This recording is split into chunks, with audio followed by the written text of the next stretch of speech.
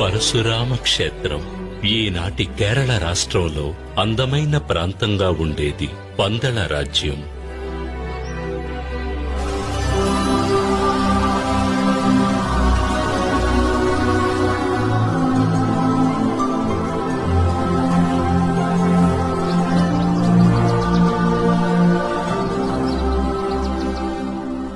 అడవులతో నిండిన భూమి. ఆనాడు గాలిలో పువ్వుల సువాసనతో పాటు సంగీతం కూడా కలిసి ఉండేది.